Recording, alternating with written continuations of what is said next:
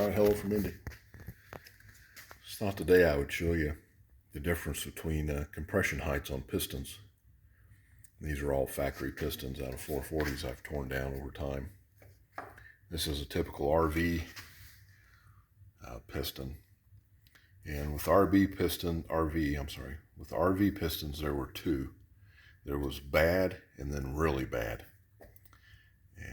And I could be wrong on that. I mean, I'm not exactly a student of RV pistons, but I think there was one that was 100, 120 down in the hole, and then there was another one that was just dog, and it was like 155 down. I think this may be that one, if I remember right. This piston is out of a 69 HP 440, and it has a compression height of 225 versus the 912, so that's 113 year difference. So that's the difference right there, so you can see it. I'm a smidge off there, but I mean, we're splitting hairs here, right? It's quite a bit of difference. Let me get that actually straight on there. I can't see without my glasses.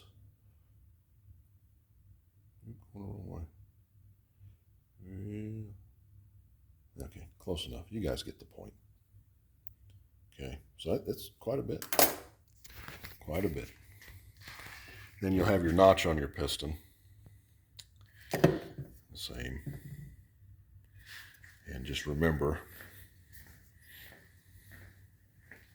and you can see this is the front engine. That's where your timing chain will be. You can see the notch. Each one of them. You hope. You can't really see that one down there, but that's how they should be. And then last, let's call this a short video.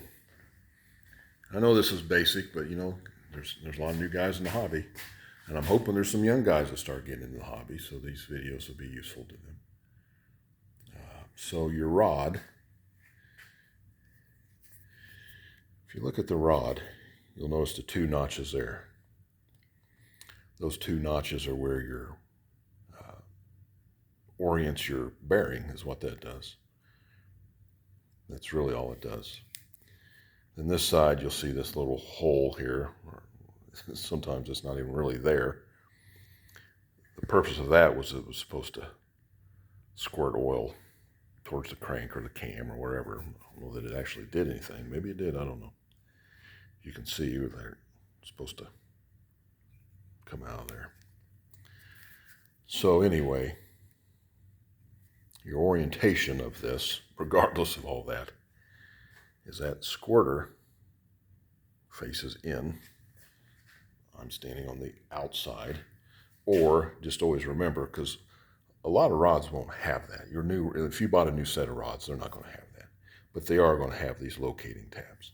The locating tabs go on the outside. See the locating tab on the outside. Then this would come up. So this would go in just like this. A locating tab here, and go up, and it connects to that piston. Okay?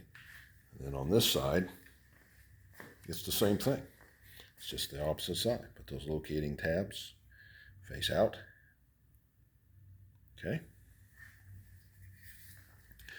You'll also notice on your newer pistons, much more obvious than on this, you see there's a bevel there.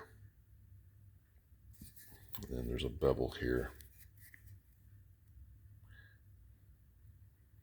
On a newer rod, I should say. If you look, I mean, they're really similar, if not exactly the same. On a newer rod, there'll be a side that have a distinctly larger bevel. And that's for a lot of the new crankshafts. Now I've really gotten off topic. New crankshaft's have a radius. Let's see if I can find that'll serve the purpose right here. You'll notice that it's kind of square right there. You'll see where it's undercut right in there. You can see that groove there. Newer crankshafts won't have that. It'll be rounded in there. So the newer rods have to have that radius in them. And anyway, this is getting deeper than I planned, so we'll cut it short. But anyway, I just wanted to show you the difference, really, in the factory stuff. You can see that difference in the compression height. And that matters a lot. And then this is just your typical LY rod. It's not a 6-pack rod. And these are fine. And they say LY on them. So, okay, later.